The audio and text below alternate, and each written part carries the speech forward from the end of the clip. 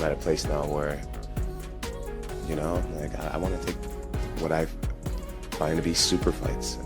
I don't want to fight dangerous up-and-comers anymore. I want to fight dangerous, established champions. So Tom could have the heavyweight championship. I don't really care about it.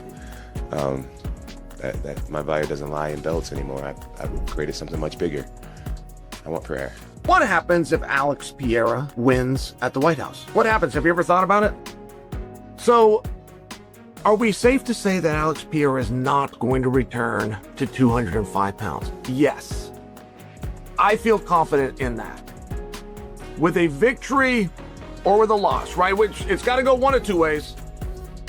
I don't believe that we're going to see him go back to 205. I don't think even in defeat is he going to tip his head and say, this was a bad idea, and down to 205 pounds I go. So let's say that he wins.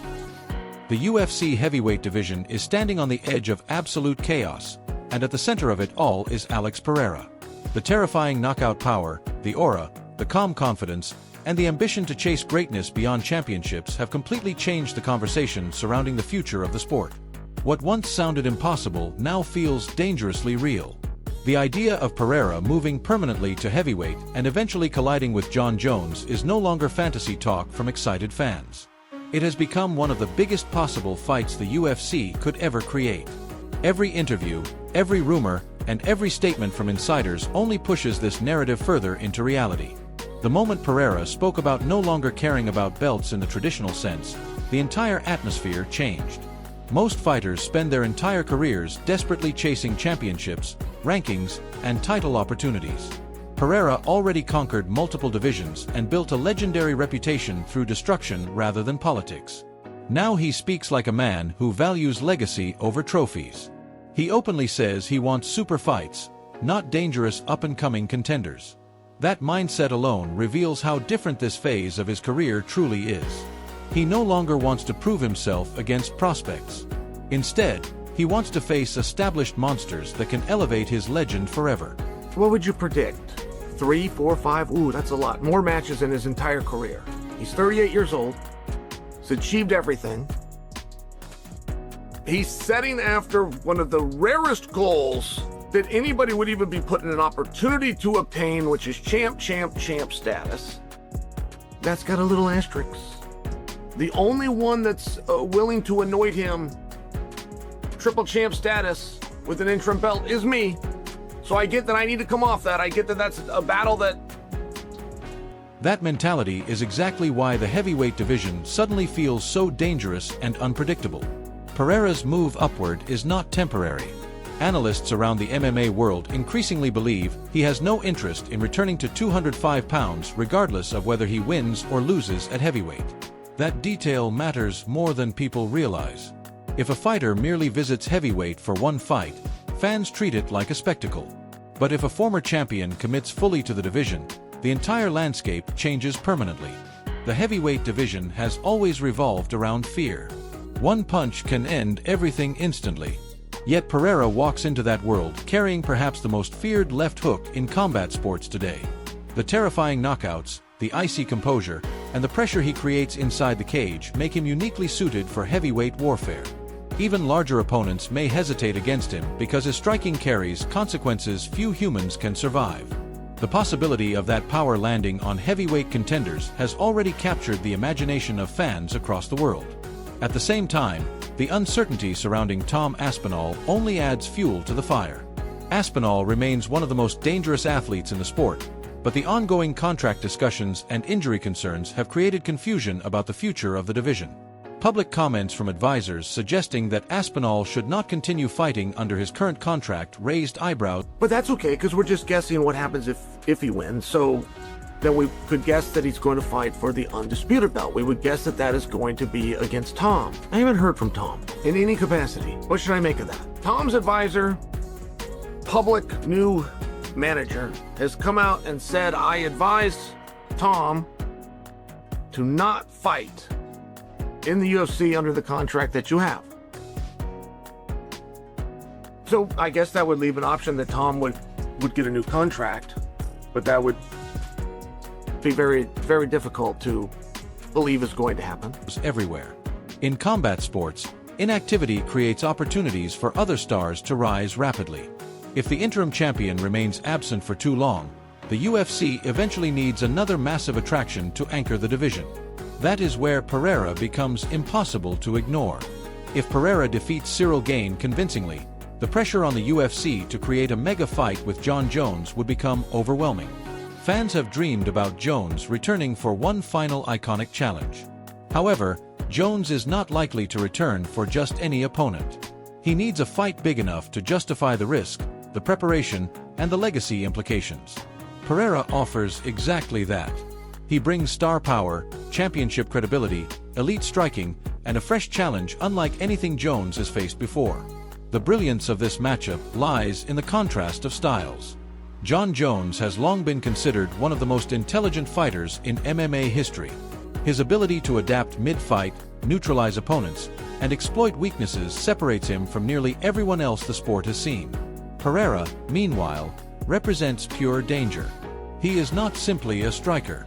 He is a finisher capable of changing history with one clean shot. That combination creates a storyline. In some period of time, yes, that is what we do.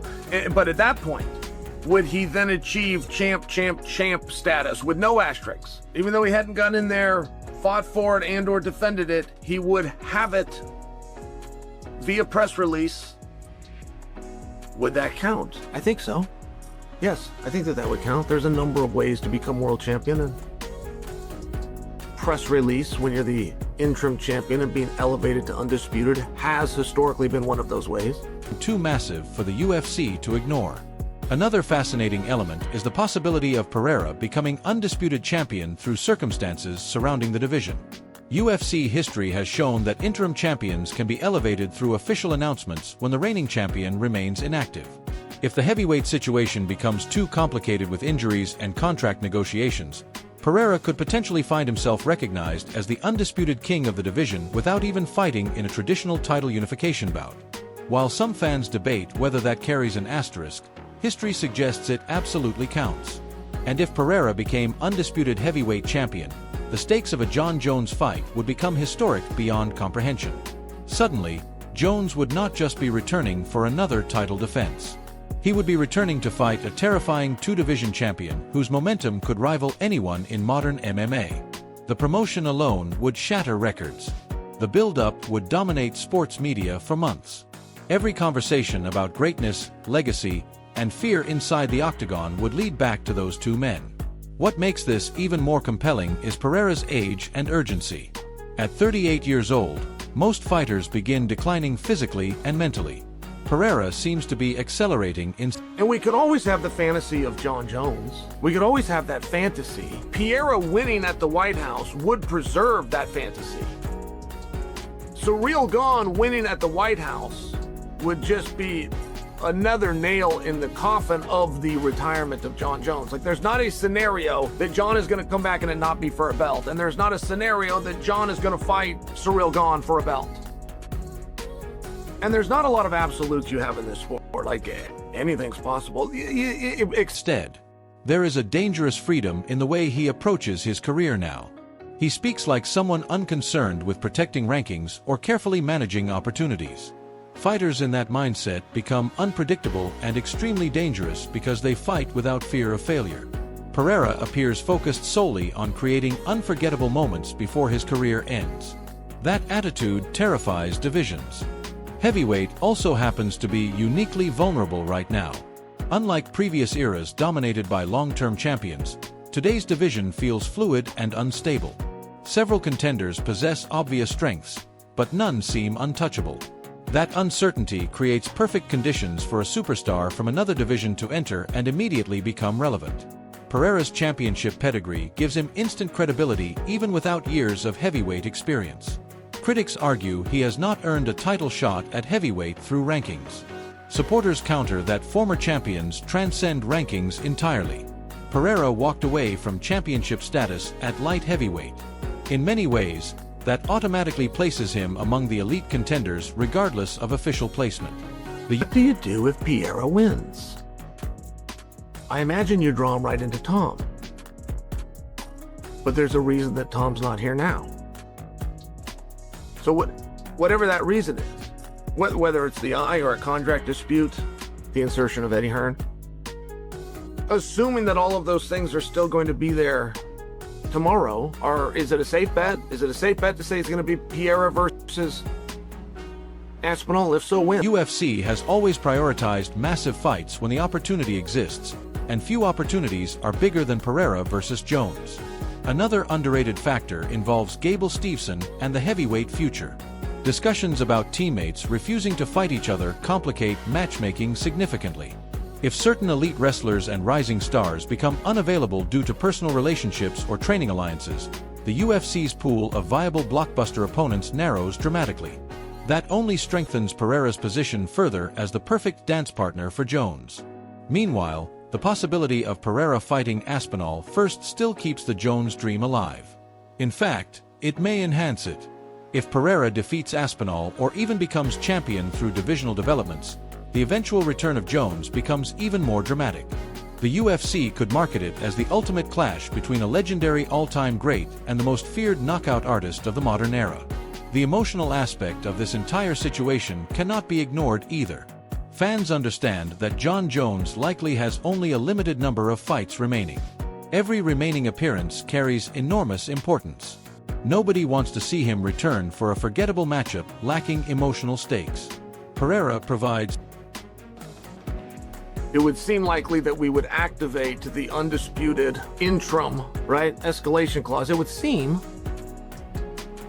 Or maybe you just get Pereira in there with Aspinall, of which does preserve the idea of a return of Jon Jones. They would both be fresh faces.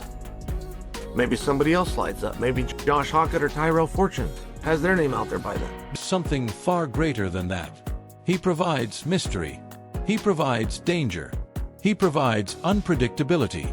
Most importantly, he provides the possibility of witnessing something unforgettable.